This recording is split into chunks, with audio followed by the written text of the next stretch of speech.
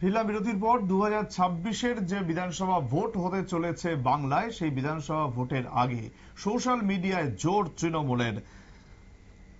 মনে তার পাল্টা কটাক্ষ করেছে বিজেপি।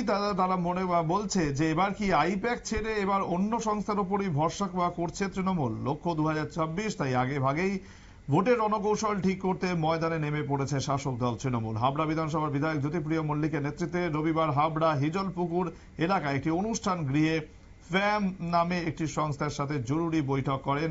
এই সংস্থাটি শুধুমাত্র তৃণমূলের বিভিন্ন উন্নয়ন নিয়ে প্রচার করার কাজ করে বিভিন্ন সোশ্যাল মিডিয়ায়। তারা সারা জেলা জুড়েই কাজ করছে, রাজ্য জুড়েই কাজ করছে ফ্যাম। সে ফ্যামকে আমরা হাবড়ায় নিয়ে এলাম। হাবড়ার 24টা ওয়ার্ডে তারা কাজ করবে, 24টা ওয়ার্ডেই তারা কাজ করবে, তারা সাহায্য করবে। সেই সাহায্যটা আমাদের কর্মীদের সাহায্য করবে, কি করে টুইটার চালাতে হয়, কি করে ফেসবুক করতে হয়, কি করে হোয়াটসঅ্যাপ করতে হয়, ট্রেনিং দিল এবং তারা ওয়ার্ডে ওয়ার্ডে পৌঁছে যাবে। ডেভেলপমেন্টের ওয়ার্ডগুলো ওর মধ্যে তুলে ধরবে। হ্যাঁ, সোশ্যাল মিডিয়া অবশ্যই জোর তো সবে দিয়ে আমরা দিই, সোশ্যাল মিডিয়াতেও আরো জোর দিলাম। কিছু অপপ্রচার হচ্ছে তো সোশ্যাল মিডিয়া, সে অপপ্রচারগুলোকে আমরা কাউন্টার করি।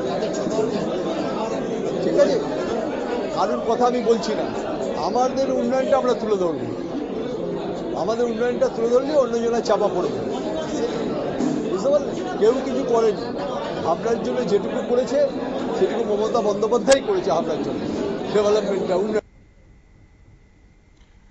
2026-এর বিধানসভা ভোটের আগে সোশ্যাল মিডিয়ায় জোর দেওয়া শুরু করেছে তৃণমূল। বিভিন্ন যে উন্নয়নমূলক কর্মসূচি সেগুলো তুলে ধরা হবে ফ্যাম নামে একটি সংগঠনের মাধ্যমে। এই কাজ শুরু করছে তৃণমূল।